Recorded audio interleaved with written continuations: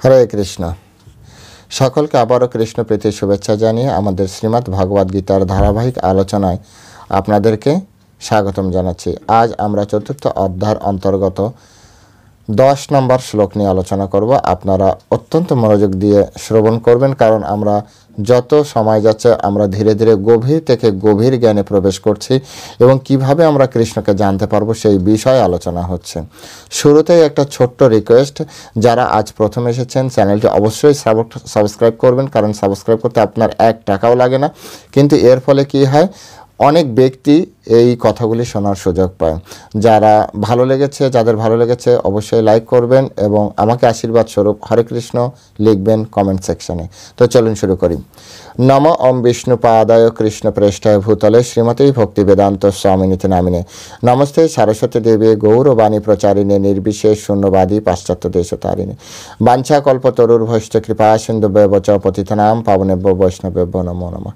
জয় অনন্তকোটি বৈষ্ণববৃন্দ কি জয়, শিল প্রভুপাদ কি জয়, শ্রীমদ্ ভগবদ গীতা শ্রবণকারী ভক্তবৃন্দ কি জয়, নিতাই গৌর শ্বেতনাথ প্রতি প্রেমানন্দে হরি বল। হরে কৃষ্ণ। ওম নমো ভগবতে বাসুদেবায়, ওম নমো ভগবতে বাসুদেবায়, ওম নমো ভগবতে বাসুদেবায়। শ্রীমদ্ ভগবদ গীতা চতুর্থ অধ্যায় জ্ঞান যোগ শ্লোক নম্বর 10। বিতরাগ ভয় ক্রোধা মনমায়া মম উপাশ্রিতা বহব জ্ঞান তপসা পুতা মদ্ভাবম আগতা।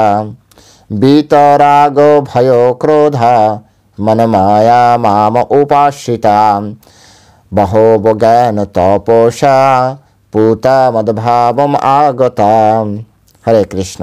তো এখন আমরা এই সংস্কৃত শ্লোকের শিল প্রভুপাদ কর্তৃক যে বাংলা ভাষানুবাদ দেওয়া হয়েছে সেই ভাষানুবাদ আমরা অত্যন্ত শ্রদ্ধার সহিত শ্রবণ করব, হৃদয়ঙ্গমের চেষ্টা করব। অনুবাদ: আসক্তি, ভয়, ক্রোধ থেকে মুক্ত হয়ে সম্পূর্ণভাবে আমাতে মগ্ন হয়ে একান্তভাবে আমার আশ্রিত হয়ে পূর্বে বহু বহু ব্যক্তি আমার জ্ঞান লাভ করে পবিত্র হয়েছে এবং এভাবেই সকলেই আমার অপ্রাকৃত প্রীতি লাভ করেছে। আরেকবার পড়ছি।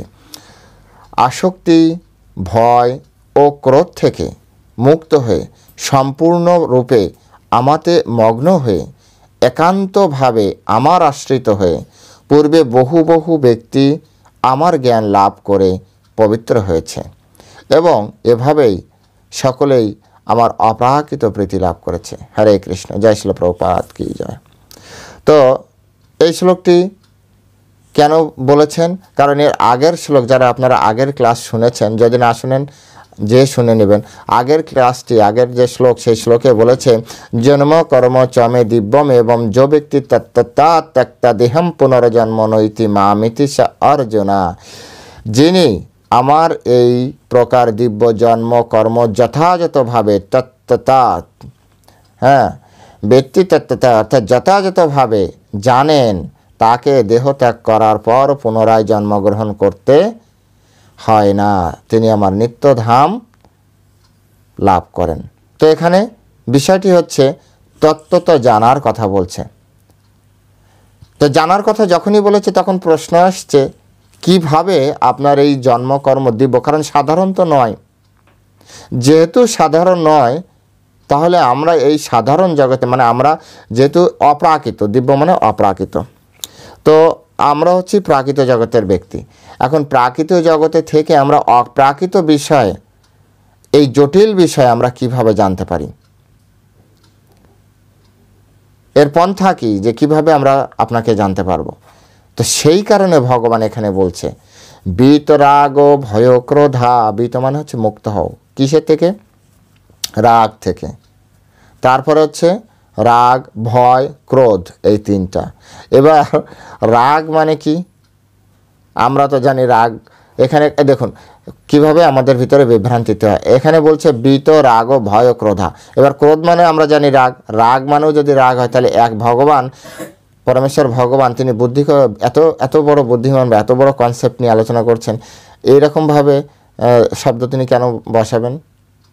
তাহলে এখানে রাগের মিনিং আলাদা।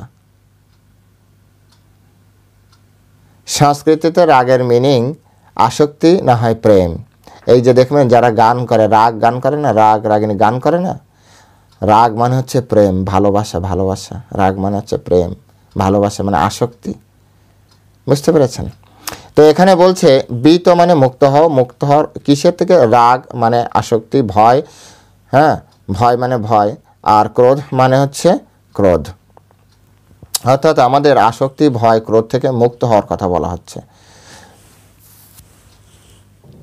তারপরে বলছে মনমায়া, আমাতে চিত্ত স্থির করো। ঠিক আছে, আমাতে নিবিষ্ট চিত্ত মানে অন্যদিকে সব দিকে মনকে বিক্ষিপ্ত করো না, অ্যাট এ টাইম বিভিন্ন কিছু ভেবো না। ভগবান এটা চাইছেন আমাদের কাছে। হ্যাঁ, আমরা কিভাবে তত্ত্ব জানতে পারবো কৃষ্ণকে? তারপরে বলছে মাম উপাশ্রিতা, তুমি আমার, মাম মানে হচ্ছে আমার, আর উপাশ্রিতা মানে একান্তভাবে আশ্রিত। কিন্তু আসলে দেখুন আমরা কিন্তু একান্তভাবে কৃষ্ণের চরণে আশ্রিত নয়। আমাদের দুর্গা পূজা দুর্গা ঠাকুরের চরণে আশ্রিত, কালী ঠাকুরের চরণে আশ্রিত, লোকনাথ ঠাকুরের চরণে আশ্রিত, শিব ঠাকুরের চরণে আশ্রিত। গণেশ ঠাকুরকে বাদ দিয়ে কী করে? তাহলে তো ব্যবসা চলবে না। লক্ষ্মী ঠাকুরকে বাদ দিলে তো ঘরে টাকা পয়সা থাকবে না। ও মা সরস্বতীকে তো বাদ দিলে আমরা একটুও পড়াশোনা করতে পারবো না। এই এত ঠাকুর, কার্তিক ঠাকুরের চরণে আশ্রিত না হলে ভালো ছেলেই পাবো না। হ্যাঁ, শিবের মাথায় জল না ঢাললে একটা ভালো বর পাবো না। তো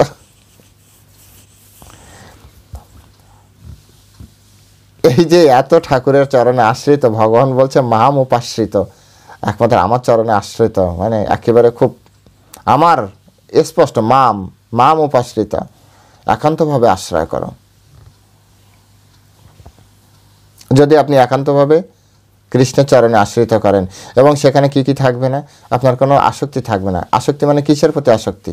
এই জড়জগতের প্রতি আসক্তি। জড়জগতের প্রতি আপনার কোনো ভয় থাকবে না। যখন ভয় থাকবে না, তখন আপনি কৃষ্ণের দিকে এগিয়ে যেতে পারবেন। ভয় থেকে আমরা সবসময় দূরে আসি। তারপর ক্রোধ, ক্রোধ খুব খারাপ। তারপর বলছে বহব জ্ঞান ও তপস্যা, বহু জ্ঞান এবং তপস্যার দ্বারা, হ্যাঁ, বহু ব্যক্তি পূর্বে কি বলছে? মদভাবম, মদভাব মানে আমার ভাব। ভগবানের ভাব কি? ভগবানের ভাব হচ্ছে প্রেমময়। কৃষ্ণকে দেখেছেন না? কৃষ্ণের ভাব কি? কৃষ্ণকে যখন যেখানেই দেখেছেন, কৃষ্ণ আছে, রাধা আছে, হাতে বাঁশি আছে, আর অষ্টসখী যদি কোনো কোনো মন্দিরে থাকে, তা না হলে দুইজন থাকবে, ললিতা বিশাখা। অর্থাৎ প্রেমময়ী ভাব, প্রেমের আদান প্রদান করাই হচ্ছে কৃষ্ণের একমাত্র ভাব। মদভাবম আগতা, হ্যাঁ, লাভ করেছে। তাহলে এই যে বলছে ভগবানের জন্ম এবং কর্ম, ভগবান যে কিভাবে কাজ করেন, এটা বুঝতে গেলে আমাকে আপনাকে কি করতে হবে? এই শর্তগুলো পালন করতে হবে, তবে আমি আপনি বুঝতে পারবো। বলছে কি বিতরাগ ভয় ক্রোধা, আসক্তি, ভয়, ক্রোধ থেকে মুক্ত হতে হবে। মন মায়া, হ্যাঁ, আমাতে মায়া, মন মায়া, মায়া মানে আমাতে, আর মন মানে মন। আমাদের মন ভগবানের নিবিষ্ট করতে হবে, ভগবানে নিবিষ্ট করতে হবে। মাম উপশ্রিতা, ভগবানের চরণে আশ্রয় গ্রহণ করতে হবে।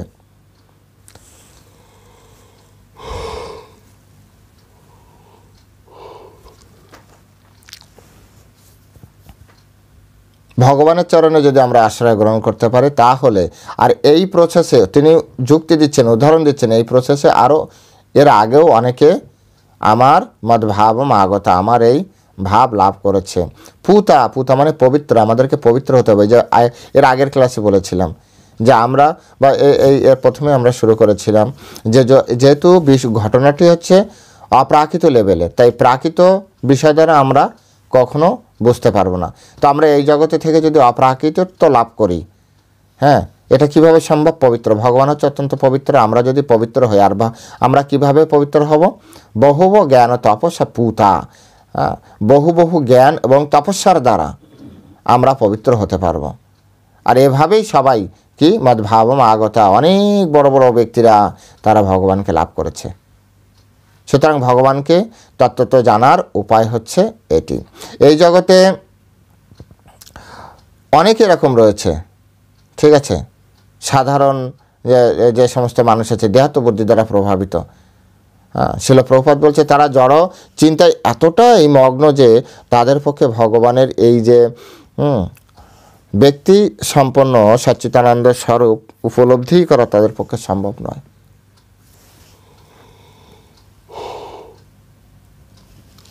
কোনোভাবেই তাদের পক্ষে সম্ভব নয়। জড়বাদী অর্থাৎ তারা এই জড়জগতের প্রতি তাদের আসক্তি, এই জন্য বলেছে আসক্তি থেকে। এই জড়জগতেই তাদের সব কিছু, জড়জগতের সব কিছু তাদের জীবনের একমাত্র বিষয়। তো তাদের দ্বারা তারা ভগবানকে জানতে পারবে না তত্ত্বত কখনো। আর যখন ভগবানকে জানতে পারবে না তখন ভগবানের ভাবও লাভ করতে পারবে না। ভগবানের যে প্রেমময়ী ভাব, অর্থাৎ এই জড়জগতের প্রতি যারা আসক্তি আছে, হ্যাঁ, যারা এই জড়জগতে প্রচুর পরিমাণে বাড়ি করছে, গাড়ি করছে, কোটি কোটি টাকা তৈরি করছে, মানে জড়জগতের প্রতি আসক্তি, বিভিন্ন ধরনের ভোগ বিলাসের রত আছে, তার মানে জড়জগতের প্রতি আসক্ত। সে কখনো পুতা, তখন সে পুতা পবিত্র হতে পারবে না। আর পবিত্র না হলে কি হবে না, মদ্ভাবম আগতা, তার দ্বারা ভগবানের ভাব লাভ করা সম্ভব না, ভগবানের প্রেমময়ী ভাব লাভ করা সম্ভব না। অর্থাৎ ভগবানের প্রেমময়ী যে অপ্রাকৃত প্রেম, সেটি আমরা কখনো লাভ করতে পারবো না। তো জড়বাদী অনেক ব্যক্তি আছে যারা এটা কোনোভাবেই মেনে নিতে পারে, কোনোভাবেই তারা পারে না।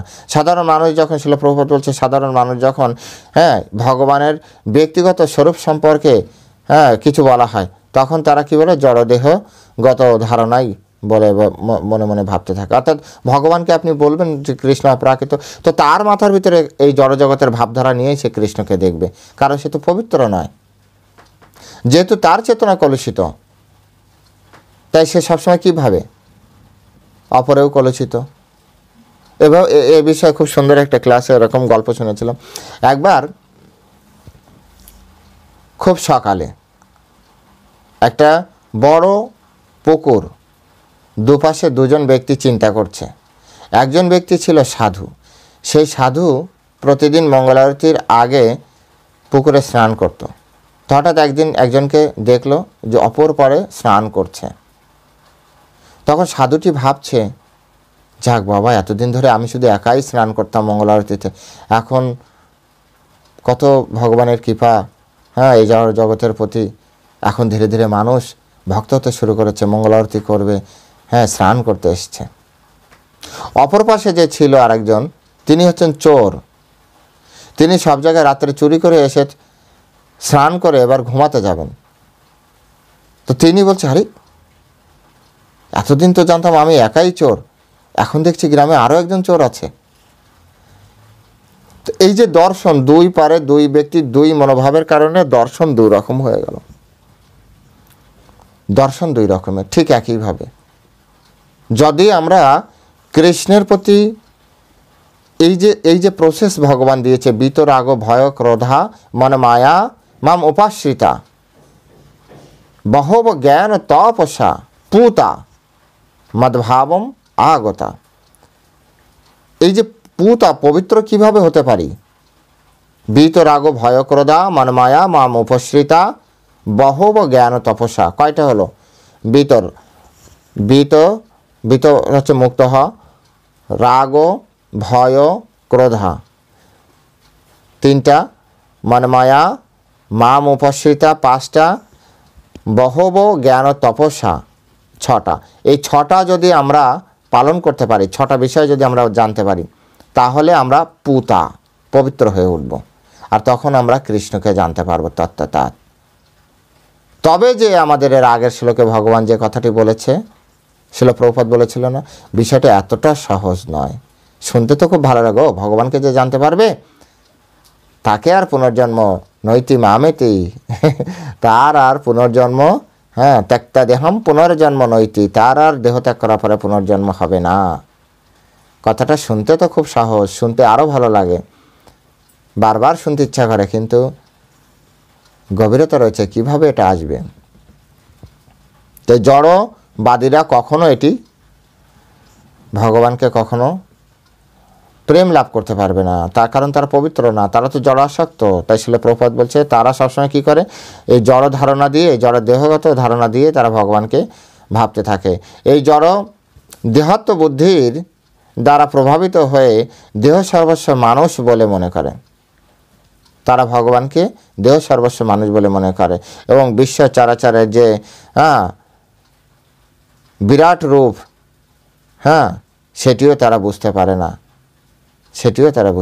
না, তার ফলে তারা মনে করে পরমেশ্বরের কোনো আকার নেই, তিনি হচ্ছেন নির্বিশেষ। এটা কিসের জন্য হলো? এটা হচ্ছে জড় দেহাত্মবোধের কারণে হয়েছে।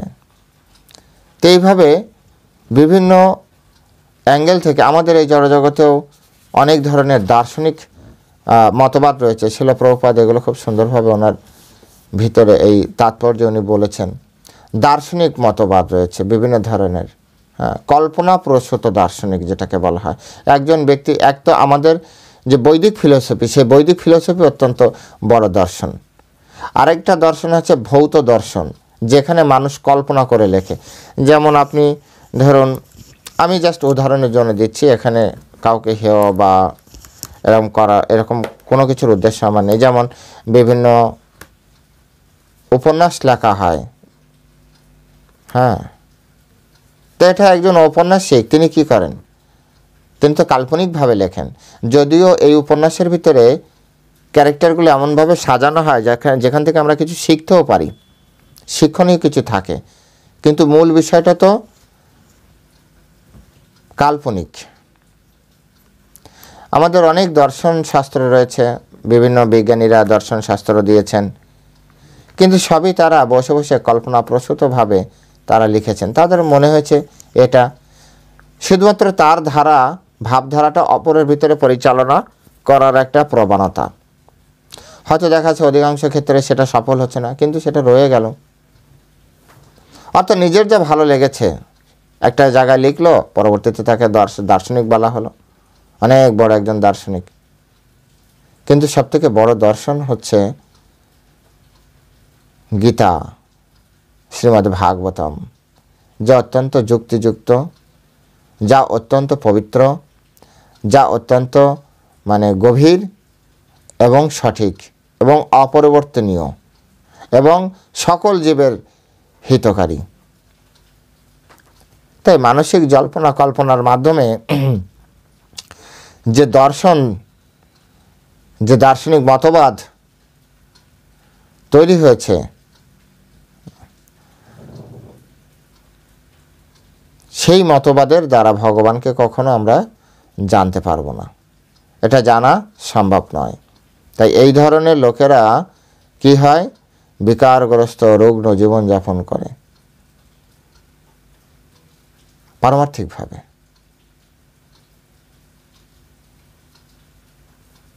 সুতরাং আমাদেরকে বুঝতে হবে যে আমাদের কার কাছ থেকে এই তত্ত্বজ্ঞান নিতে হবে। এই তত্ত্বজ্ঞান নিতে হবে এমন একজন দার্শনিক,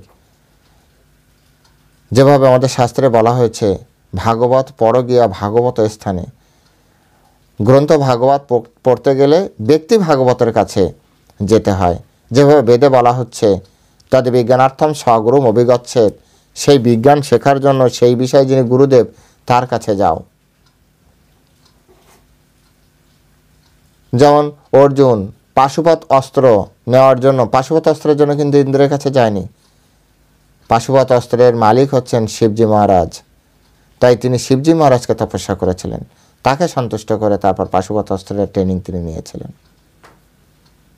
ইন্দ্রের কাছ থেকে ইন্দ্রের অস্ত্র নেওয়ার জন্য তিনি গিয়েছিলেন, ইন্দ্রলোকে গিয়েছিলেন। সেখানে ইন্দ্রের কাছ থেকে কী কী গ্রহণ করবেন, কী কী শিখবেন, সেটা কিন্তু তিনি দেবাদিদেব মহাদেবের কাছ থেকে নেননি, চাননি। তদ বিজ্ঞানার্থম স্বগুরুম অভিগচ্ছেদ, সেই বিজ্ঞান শেখার জন্য সেই বিষয়ে যিনি গুরুদেব সেখানে যাও। তাই ভাগবত পড় গিয়া ভাগবত স্থানে, যিনি গ্রন্থ ভাগবত পড়াবেন তাকে অবশ্যই ব্যক্তি ভাগবত হতে হবে, অর্থাৎ তার জীবন ভাগবতের আলোকেই চলছে, তিনিই হচ্ছেন ব্যক্তি ভাগবত। তাই এখানে বলা হচ্ছে জড়বাদী কাল্পনিক মানসিক জল্পনা কল্পনার দ্বারা যে দার্শনিক তত্ত্ব যারা দিচ্ছেন দার্শনিক, তাদের কাছ থেকে কৃষ্ণ তত্ত্ব শুনলে আমরা কৃষ্ণের প্রেম লাভ করতে পারবো না, কোনোভাবেই হবে না আমাদের। আমাদেরকে এমন একজন ব্যক্তির কাছ থেকে এই তত্ত্ব শুনতে হবে। সব থেকে উন্নত তো কৃষ্ণ বিষয়ক শোনেন কৃষ্ণ নিজের কাছ থেকে, যেটা ভগবদ্গীতা ভগবান বলছেন। কৃষ্ণ নিজেকে উপস্থাপন করছেন যে কৃষ্ণকে জানার জন্য মদ্ভাবম আগতা, আমার ভাব প্রাপ্ত হয়েছে, আমার এই অপ্রাকৃত প্রেম লাভ করেছে। কৃষ্ণ নিজে বলছেন, এর থেকে আর বিশ্বাসের কি চান আপনারা বলুন। স্বয়ং নিজেকে নিজে বলছেন যে এভাবে করলে তুমি আমাকে আমার এই প্রেম লাভ করতে পারবে।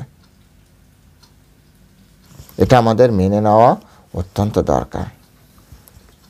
যদি আমরা মেনে নিই তবেই আমরা শুধুমাত্র জানতে পারবো যে আসলে কৃষ্ণ কি, কৃষ্ণকে, কৃষ্ণ যে ব্যক্তিতত্ত্বতা যেটাকে বলা হচ্ছে 9 নম্বর শ্লোকে, জন্ম কর্ম চ মে দিব্যম এবং जो ব্যক্তি, जो ব্যক্তি তত্ত্বতা, ব্যক্তি না ব্যক্তি জানতে পারেন তত্ত্বগতভাবে। তো তত্ত্বগতভাবে জানার জন্য বিতরাগ ভয় ক্রোধা মন মায়া মাম উপাশ্রিতা, এই বিষয়গুলো আমাদের মাথায় রাখতে হবে। যদি এই গ্রাজুয়াল প্রসেস আমরা এগোতে থাকি তাহলে আমরা কৃষ্ণের সম্পর্কে জানতে পারবো। আর এটা জানার ফলে কি হবে? পুতা, পবিত্র হয়ে যাব। পবিত্র হলে কি হবে? মদ ভাবম আগতা, আমার অপ্রাকৃত প্রেম লাভ করতে পারবে। কৃষ্ণের অপ্রাকৃত প্রেম আমরা সবাই লাভ করতে পারবো। তাই মানসিক জল্পনা কল্পনার মাধ্যমে যে দর্শন দাঁড়িয়েছে সেই দর্শন থেকে যারা কৃষ্ণকে জানতে চায় উচিত তাদের একটু দূরে থাকা, একটু দূরে থাকা। এর ফলে লাভই আছে, একটু দূরে থাকুন। তো এই প্রসেসকে রূপ গোস্বামী একটা সহজ একটা প্রক্রিয়ার মাধ্যমে নিয়ে এসছেন। তিনি ভক্তির রসামৃত সিন্ধু গ্রন্থে তিনি খুব সুন্দরভাবে বলছেন। এই প্রসেসটা আবার শুরু হয় কিভাবে?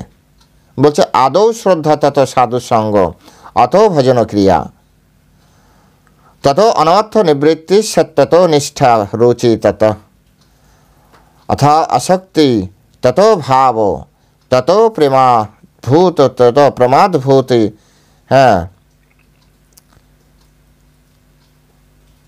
প্রেমাদ্ভূতাতঞ্চতি। তারপরে সে সাধক নাময়ম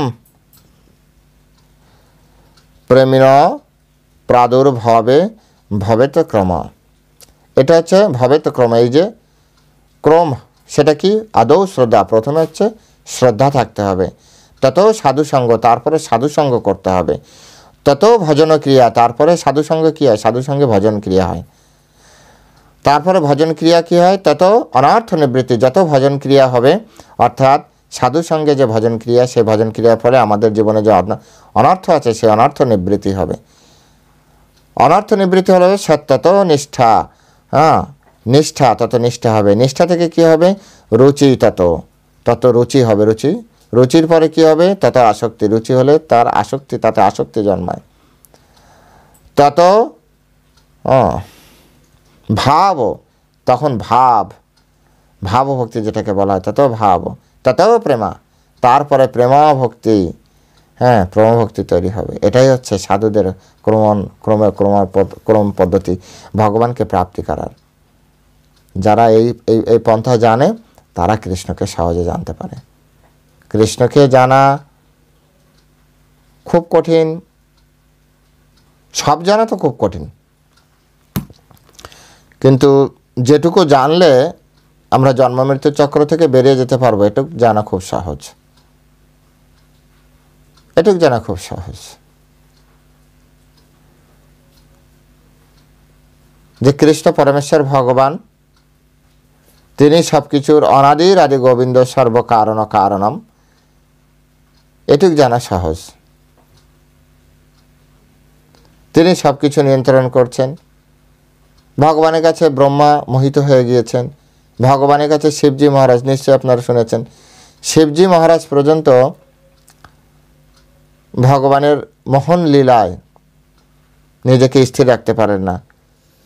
নিশ্চয়ই আপনারা যারা শাস্ত্র অধ্যয়ন করেন জানেন যে এই যে অমৃত যখন সমুদ্র মন্থনের পরে যে অমৃত উঠেছিল, সেই অমৃত ডিস্ট্রিবিউট করার সময় ভগবান যে মোহিনী রূপ ধারণ করেছিল পরবর্তীতে, সেখানে শিবজি মহারাজ ছিল না, শিবজি মহারাজ বলছে আমি এই মোহিনী রূপ দেখতে চাই। ভগবান বলছে না, মোহিনী রূপ দেখতে হবে না, ওটা অসুরদের জন্য ইয়ে করেছিলাম, আপনি যোগী পুরুষ, আপনার এই মোহিনী রূপ দেখতে হবে না। না, আমি দেখতে চাই। ভগবান বলছে ঠিক আছে, একসময় দেখাবো। পরবর্তীতে মোহিনী রূপ দেখানোর পরে শিবজি মহারাজের মতো যোগী পুরুষও নিজেকে ধরে রাখতে পারেনি, তার পিছনে পিছনে দৌড়ে গিয়েছিলেন।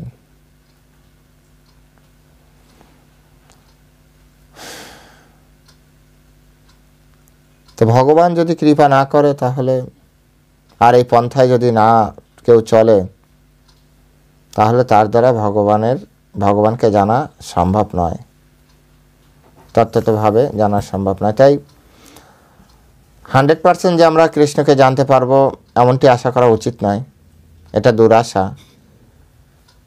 এতটা আশা করা উচিত নয়। কিন্তু যতটা আশা করলে আমরা কৃষ্ণ লোকে যেতে পারবো, যে লীলারস আস্বাদন করে মহাজন, আমাদের পন্থা কি মহাজন গতাশা পন্থা, অর্থাৎ ভগবানের কাছে কিভাবে আমরা যেতে পারি, ভগবানকে কীভাবে লাভ করতে পারি। আচার্যরা বলেছেন কৃষ্ণ গুণা হয়ে লহ কৃষ্ণের নাম, কৃষ্ণ গুণা হয়ে লহ কৃষ্ণের নাম। কেন?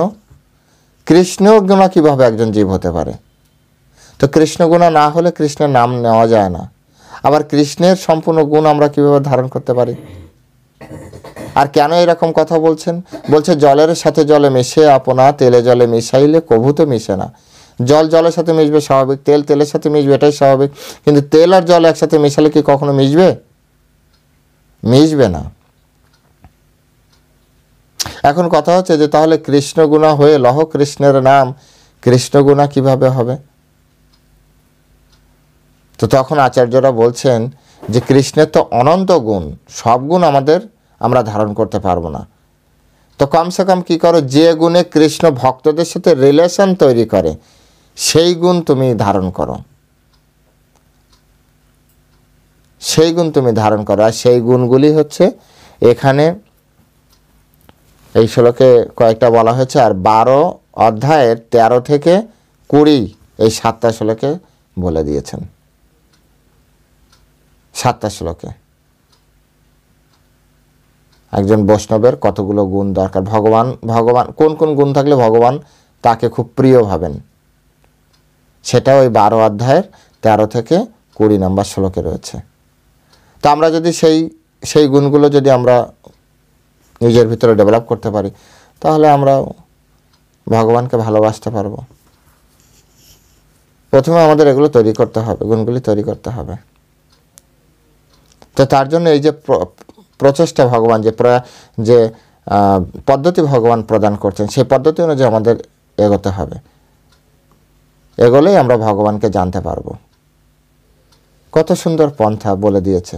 প্রথমে বলছে আমাকে যদি কেউ জানতে পারে তত্ত্বতভাবে, তাহলে তার এই জড়জগতে পুনর্জন্ম হবে না। তারপর বলছে তত্ত্ব কে জানতে পারবে, মদ্ভাবম আগতা, কে আমার এই অপ্রাকৃত প্রেম প্রাপ্তি করতে পারবে, সেটাও বলে দিয়েছে। অর্থাৎ কৃষ্ণকে কীভাবে জানা সম্ভব। সুতরাং আপনারাও চেষ্টা করুন, শিল প্রভুপাদের গ্রন্থ পড়ুন, বেশি বেশি করে জপ করুন, সাধুসঙ্গ করুন, দেখবেন ঠিক কৃষ্ণকে জানা যাবে, খুব সহজে কৃষ্ণকে জানা যাবে। আর তখন আপনাদের কাছে মনে হবে গীতার মতো সহজ গ্রন্থ এই পৃথিবীতে আর নেই, গীতার মতো সরল গ্রন্থ, গীতার মতো লাইফ চেঞ্জিং গ্রন্থ বা বুকস এই পৃথিবীতে আর নেই, গীতার মতো বেস্ট মোটিভেশনাল বুকস পৃথিবীতে আর নেই। কারণ গীতা হচ্ছে রাজবিদ্যা, রাজগুজ্জম পবিত্রম ইদম উত্তমম, প্রত্যক্ষ অবগমম, প্রত্যক্ষ রূপে আপনি দেখতে পারেন, গীতার প্রত্যেকটা শব্দ আপনি প্রত্যক্ষ দেখতে পারেন, আপনার নিজের জীবনে প্রয়োগ করার মতো। আর বিদ্যার ভিতরে রাজবিদ্যা, বিদ্যার ভিতরে রাজা, রাজগুজ্জম অত্যন্ত গোপনীয়, পবিত্রাম অত্যন্ত পবিত্র, এখানেও সেই কথা বলছে, পবিত্রম পুতা, পুতা মানে পবিত্র। তো সেই জন্য সকলের কাছে হাত জোড় করে আমরা বলি গীতা পড়ুন আর গীতার আলোকে জীবন গড়ুন। সকলে ভালো থাকবেন। যেতে যেতে আবারও রিকোয়েস্ট করি যারা চ্যানেলে নতুন এসেছেন অবশ্যই চ্যানেলটি সাবস্ক্রাইব করেন, ভালো লাগলে লাইক করেন, আর এসে লেখেন, কমেন্টসে লেখেন। তো সকলে ভালো থাকবেন। হরে কৃষ্ণ। জয় শিল প্রভুপাদ কি জয়।